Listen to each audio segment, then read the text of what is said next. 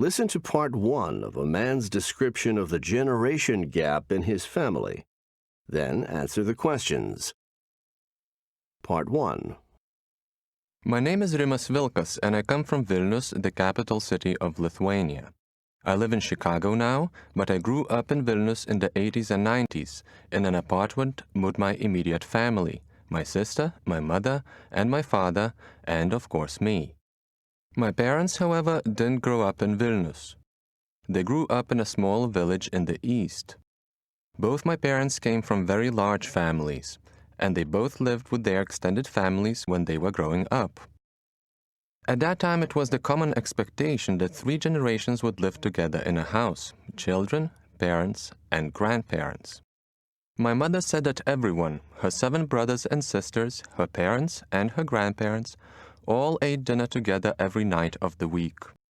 This kind of togetherness was pretty different from the way my family grew up. When I was growing up, my sister and I usually ate with our parents. But sometimes when they had to work, we didn't. We'd have to eat by ourselves. This may be why my father says that families were closer back then. He says there was more parental involvement in teenagers' lives. My dad thinks that closeness is the reason why teenagers had fewer problems. He says it was rare for a teenager to be a troublemaker at school. He thinks rebelliousness and disrespect are more modern teen problems.